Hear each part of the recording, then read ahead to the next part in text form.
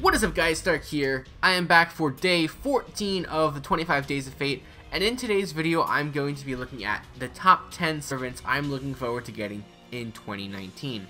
So unlike in the 5-star video where I picked one from each class, one on global, one on Japan, I'm not doing this for the 4-star version, primarily because I have pretty much every 4-star character in the game for the global version, so it would be really difficult to go ahead and make a list that way. So I decided to do the 10 characters I want the most. This can be a combination of global characters and Japanese characters, but yeah, it's going to be my top 10 list, and I'll talk a little bit about them, but primarily it's just there to show you the characters I want. So as always, let me know in the comments what you guys want and what you guys think, and here we go, moving on to number 10. So number 10 is going to be Nero Claudius. This is going to be a global character, obviously, and I do have the bride version of Nero, but I really do like the original version, and I definitely hope to get her at some point in time. She's a fantastic servant. She has a very strong set of survivability on her kit, and she could potentially be a solo character coming in last in your team or just taking her into the fight by herself, and she can do some serious damage, especially if she gets her Imperial privilege to go off. It does have a chance to go off and a chance to fail, but if you do get it to proc, then you're going to be doing some really good damage, and this character is very tough to kill. Having a 5 turns guts, and you get it 3 times over the course of those 5 turns, which is really nice. You also do have 2 healing skills, and again, the chance to increase your attack and defense is a very good skill, and definitely a character I want to get at some point in the future. Moving on to number 9, this is another global character, and this is going to be the caster version of Gilgamesh. So this is a character I really did want, and when his banner rolled around, or I guess is currently still out as of recording this video, I didn't pull, and I'm not going to pull because Merlin follows quickly after this banner ends, and I need to save all of my gems for Merlin. So I do hope to get Gilgamesh sometime in the future in some sort of return banner, and hopefully if I'm rolling for another 5-star I can get this guy along the way. He's a very good support servant and a very good unit in general. I'm not going to be going out of my way too much to get him, but since the 5-star version of Gilgamesh refuses to join my team, maybe the 4-star version will grace me with his presence at some point in the future, hopefully in 2019. Moving on to number 8, we have the Adventure of Shinjuku. So this entire batch, I really love the artwork for, and I pretty much want those characters primarily because of the artwork. And although the artwork for these characters are absolutely amazing, the character himself is actually a pretty solid character. He is an Avenger, so you know they are few and far between, so you definitely want to get as many of those as possible to give you alternate options if you have to. But he is a pretty good offensive servant, being able to increase his own attack, increase his critical star absorption and stuff like that. And he also does have a really powerful debuff skill, being able to reduce the enemy's attack and remove their buffs, as well as reduce their resistance to death. So that's overall a really good character and fantastic artwork, so he comes in at number 8. Moving on to number 7 is going to be Nezu, but she is going to be a Lancer, and you know, she's a pretty powerful Lancer overall. She does have that first skill, which increases her own quick and buster card performance for 3 turns, as well as increasing her critical damage. She also does have her third skill to increase her critical star absorption, so those skills work very well together, and she does have a Guts with a built-in Noble Phantasm gauge fill, so she has a fantastic kit of skills, and she's got some pretty good stats, and overall she just seems like a very good character, and hopefully I can pull her. So moving on to number 6, we have Suzuka Gozen. So she is going to be a 4-star saber that has a pretty powerful kit of skills. She's able to increase her own buster card effectiveness and increase her star generation. She also does have a charm skill. She also does have her third skill, which will allow her to charge her own Noble Phantasm gauge every turn for 5 turns, which is going to be really helpful in getting her Noble Phantasm gauge filled. And she also does have, in that same skill, the ability to increase her own Noble Phantasm damage by 20% for 3 turns.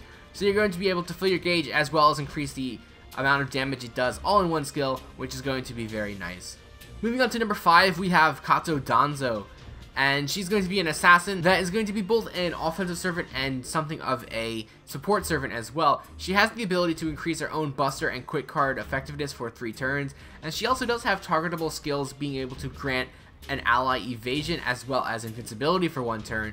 She also does have the ability to increase that ally's star generation as well, so you're going to be getting a lot of stars with this character, and she can definitely help keep one of your squishier characters alive with the targetable invincibility and evasions. Moving on to number 4, we have the second character in the Shinjuku batch, and that is going to be the Assassin of Shinjuku.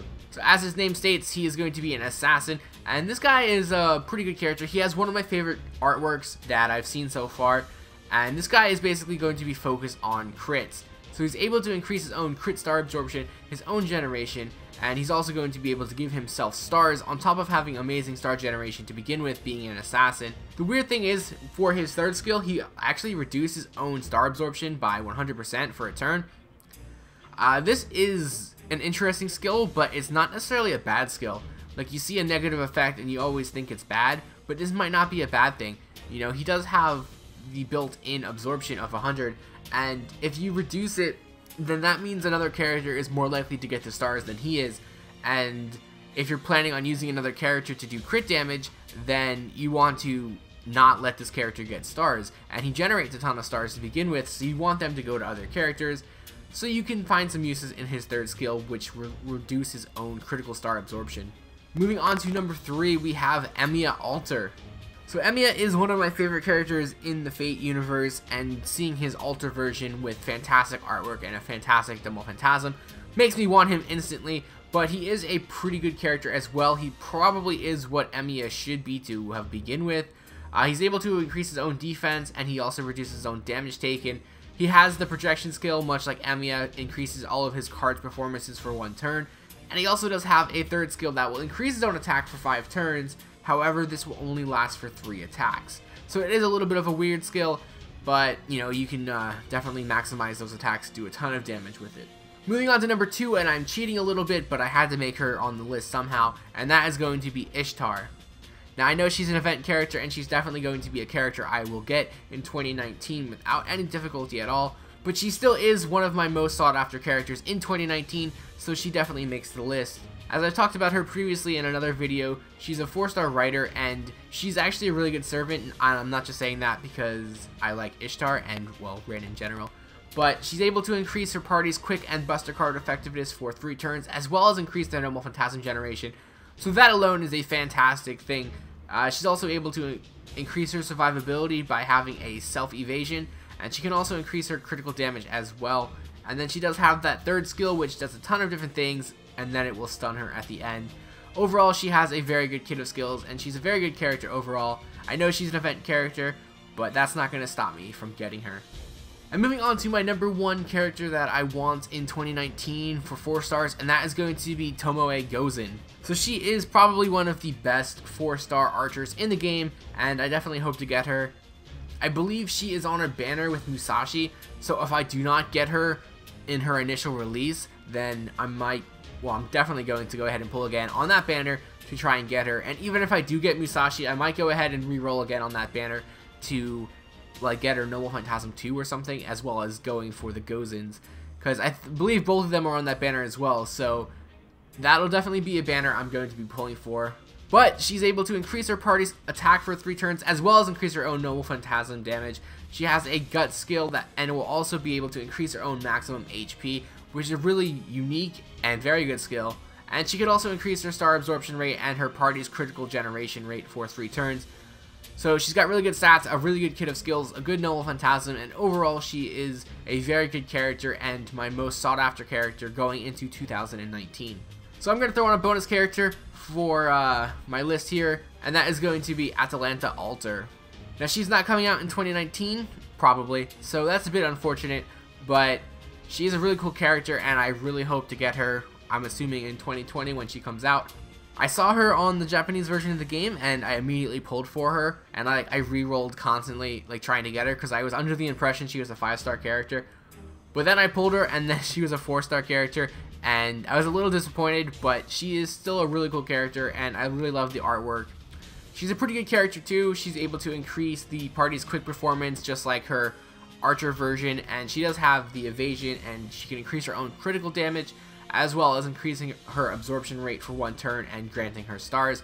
So she's kind of like a crit berserker, which is really cool, and yeah, I hope to get her whenever she decides to come around to Global. So that's going to wrap up this video, guys. As always, don't forget to check the links below to my Twitter, Twitch, Patreon, and Discord, and as always, through the month of December, I am running the Fate Grand Order giveaway, so check the link below for that video and join if you haven't. We're running out of time. You know, there's only 11 days left until I do the official giveaway video. So stay tuned for that, as well as the other videos I am going to be making leading up to the 25 Days of Fate conclusion.